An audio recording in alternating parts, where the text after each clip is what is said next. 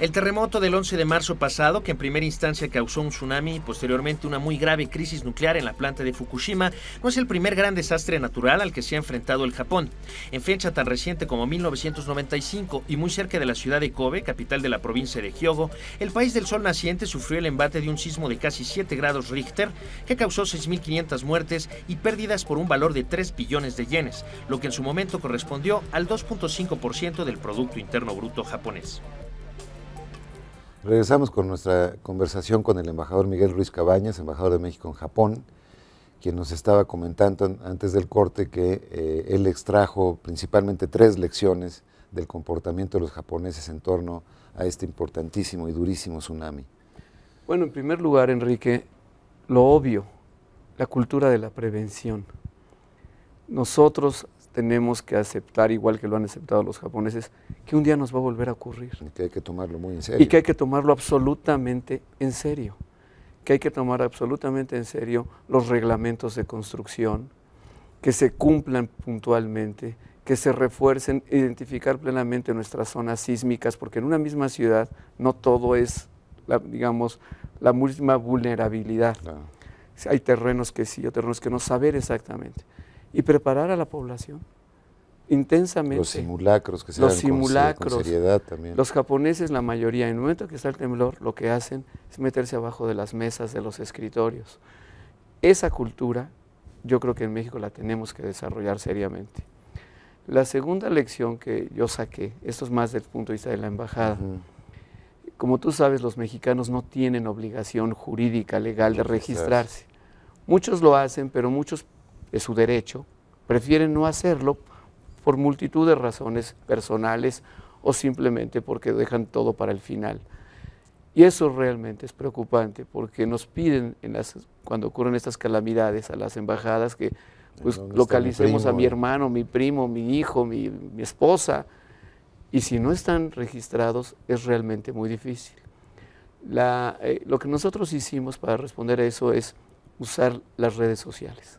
Usamos sobre todo Facebook, la página de internet de la embajada, por supuesto, oficial, con circulares, pero sobre todo, eso se demostró su efectividad en Facebook. La embajada tiene una página en Facebook y eso lo leían miles de personas, mucho más de las que tradicionalmente se meten a la página. No se cayeron, digamos, las líneas, ¿no? Nunca se cayeron, no. En ningún momento. En la zona del norte, sí, pero no en Tokio, en Osaka, Yokohama, todo siguió funcionando, excepto los primeros días el metro, estaban por precaución, por la misma. Es parte de esta cultura de prevención. Ellos saben que cuando viene un gran terremoto puede venir otro al día siguiente. Entonces mejor detener las líneas de metro. Lo detienen hasta no estar. De hecho avisaron que se esperaba otro segundo terremoto fuerte sobre Tokio el fin de semana inmediato. No ocurrió, nada más ocurrió de 7 grados. No fue de 9, pero fue de 7 grados. Y eso sí hay que aceptarlo. ¿Y hubo secuelas de tsunamis también? Es decir, con esos de 7, 6. Bueno, es que en realidad fueron varios tsunamis. Hubo varios tsunamis. Hubo varios tsunamis el mismo día. O sea, empezaron zona del país, a los 40 minutos sobre la zona de Tohoku y empezaron. Y, digamos, hasta las 9, 11 de la noche seguían llegando olas totalmente inusuales. Fue el terremoto más grande de la historia de Japón. El terremoto anterior fue uno del año 969, no 1900, sino del año 969, donde lo tienen registrado y hoy calculan los expertos, viendo el tipo de fauna que se dio, los movimientos de rocas, de arenas, que fue de 8.6 grados, en la misma zona.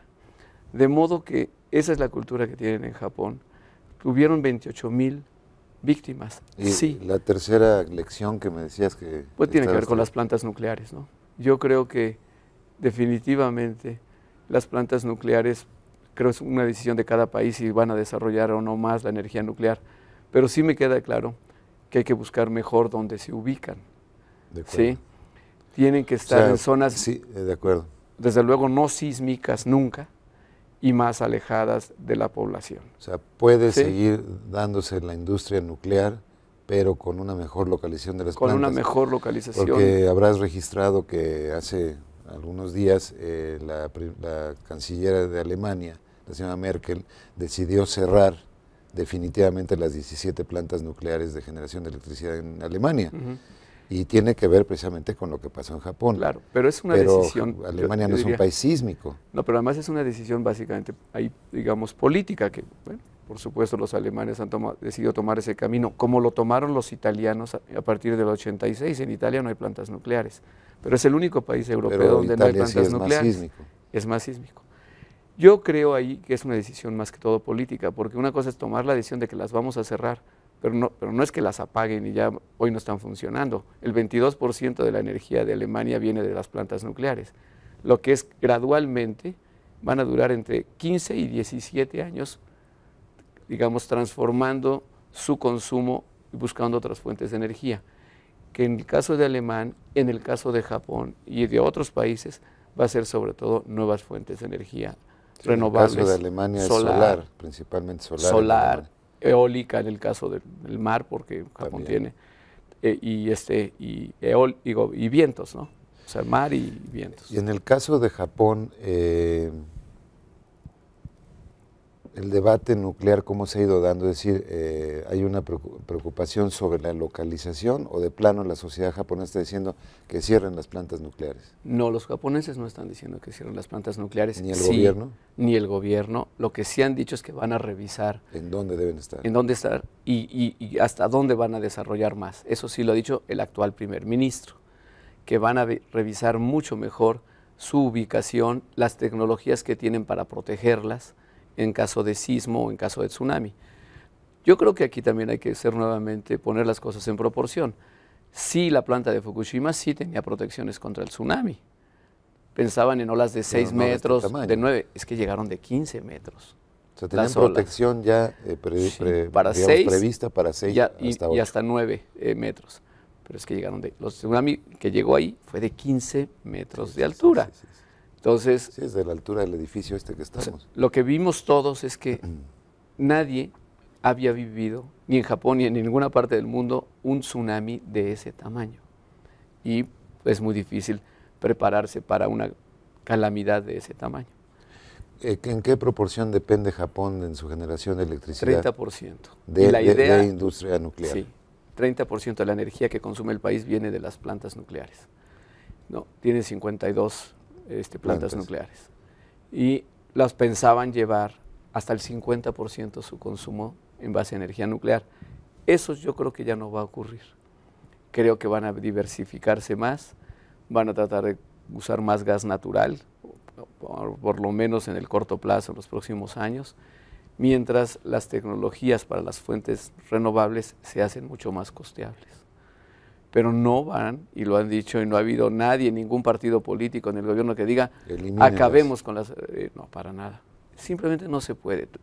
Todos los países emergentes, China tiene planes de desarrollar muchas más plantas nucleares, Brasil, India, prácticamente todos. El mismo debate en México, de hecho. Y en México. Así es. Entonces, yo sí tengo digamos, mi consejo, no es consejo, mi observación.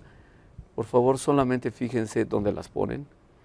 Realmente el tema de la prevención, sobre todo si es un país que tiene zonas sísmicas, estén seguros de que no la ponen ahí. No se puede pensar que, pues con prepararnos para un tsunami de 5 metros es suficiente. No. 5 metros seguro no es suficiente. Puede llegar uno de 15. O un temblor de 8 grados. Salieron muchos reportes que la planta de Fukushima estaba preparada para un temblor de 8.5. Pero ya no de 9. Pero no de 9, y sobre todo por el tsunami de los 15 metros de altura. Eso sí tiene que cambiar. Ahora, digamos, la contención de la crisis en Fukushima también fue un capítulo muy interesante, porque hubo un grupo pequeñito, ¿no?, que los casi suicidas, ¿no?, que los mandaron a meterse al reactor. Así es. Para tratar de paliar las cosas, ¿no? Así es. Bueno, la planta de Fukushima y todas las plantas nucleares las operan empresas privadas, digamos, comisionadas. TEPCO es una empresa privada, pero TEPCO tiene, digamos, el privilegio de dar electricidad a la zona de Tokio, Yokohama y la zona noreste de Japón. En el sur de Japón es otra compañía, pero digamos, son monopolios, ¿no? No hay una competencia como tal por región. Y la compañía sí fue criticada porque muchos en la opinión pública japonesa consideraban que no había suficiente transparencia. De hecho, el propio primer ministro públicamente dijo, la compañía no está dando toda la información y esto no es aceptable. Entonces sí ha habido pues algunas confrontaciones entre el gobierno y los directivos de la compañía. La compañía, después Digamos, de todo... una especie de enfrentamiento de quién tiene responsabilidad, ese tipo de cosas. Exactamente, y si la compañía les estaba dando o no toda la información al gobierno de cuáles eran los pasos que tenían que tomar. Yeah. ¿Por qué entró en crisis la planta? Porque se reventaron los sistemas de refrigeración de los reactores. Simplemente se apagaron. El calor comienza a entonces el calor se empezó a acumular y entonces era qué medidas se pueden tomar para mantener frío eso. Y como el calor fue tan grande, pues ya ahora ya aceptaron, no hace mucho, hace unos días, que sí, que los núcleos de los reactores sí se derritieron, no encuentro mejor expresión, sí se derritieron. El intenso calor. ¿No? Ahora, todo el tiempo el gobierno ha estado monitoreando los grados de radioactividad, o sea, no la compañía, sino el gobierno, en la zona, alrededor, a 100 kilómetros a la redonda, a 200. Tokio nunca estuvo en peligro la salud de la población por radioactividad. Nunca, y esto yo siempre lo subrayaba esos días. Aquí no estamos en peligro, estamos a 240 kilómetros, el gobierno ya declaró una zona de exclusión de 30 kilómetros alrededor de la planta, que según entiendo, eso es lo que se hace en esos casos.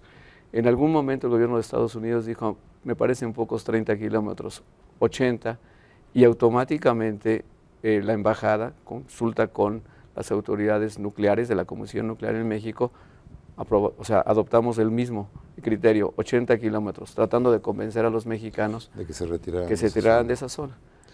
Déjame hacer un pequeño corte en este momento, lo tomamos el hilo nuevamente sobre este punto. Regresamos en un minuto.